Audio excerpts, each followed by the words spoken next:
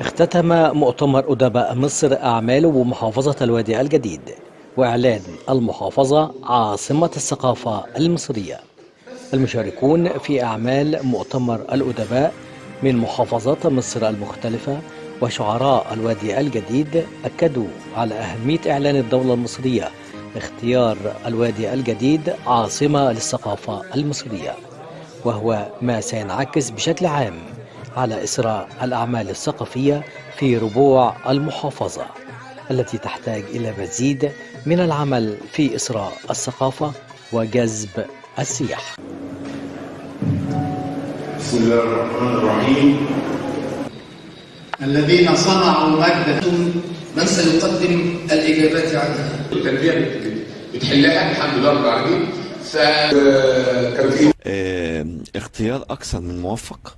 الوادي الجديد عاصمة للثقافة المصرية بيعبر عن اتجاه مختلف وجديد ومميز من الدولة المصرية والجمهورية الجديدة، ومعنى انه المعاني الحقيقية للكلام والرؤى السياسية بتتحقق على أرض الواقع.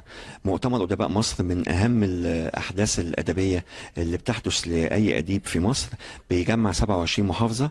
لما كلهم يجوا يشوفوا هذا السحر والجمال اللي موجود في محافظة الوادي الجديد، بيعبر عن يعني نوع من أنواع الاتجاهات للمحافظات الحدودية المهمة جدا في مصر. طبعا ده من أجمل خبر. يعني أنا شخصيا سعيد كابن الوادي الجديد إن محافظة الوادي الجديد عاصمة الثقافة المصرية، يعني إن الدولة بتتوجه بكل إمكانياتها الثقافية والإعلامية ورؤية الاستثمار لهذه البلد والأراضي وكل المنتجات، إن هي تظهر مش بس ثقافيا كأدب وفقط، لا ده في كل المجالات جدا. لان طبعا لما بيجي حضرتك الثقافه نفسها، لما يكون الثقافه معنا عندنا الثقافه مماثله للسياحه، ان طبعا دي بتدل على الحضاره وعلى التاريخ، وده اساس السياحه. طبعا عندنا هنا الوفود اللي بتيجي حضرتك دي طبعا بتشكل لنا في الفنادق طبعا حاجه جميله جدا، لانها بتشغل الفنادق. الوفود اللي بتيجي من مصر او خارج مصر طبعا بتدل، لان احنا برضو بنميز بالسياحه معاهم على طول طبعا، لان احنا السياحه بتخدم على الثقافه وكلهم واحد. فده طبعا ده حاجه جميله جدا.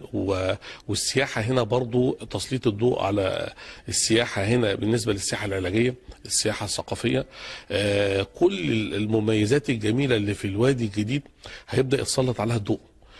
الحقيقة وزارة الثقافة تبذل جهدا كبيرا من أجل خدمة محافظات الأقاليم والمحافظات النائية في إدخالها في المشهد الثقافي والمشهد التنموي الذي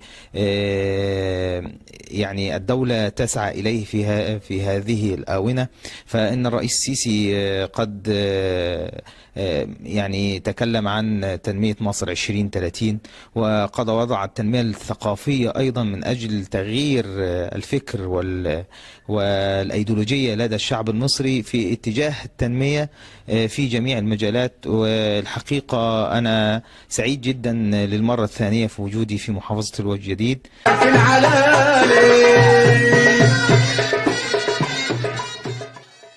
من الوادي الجديد، خالد عز الدين ومحمد حسين لقناة طيبة.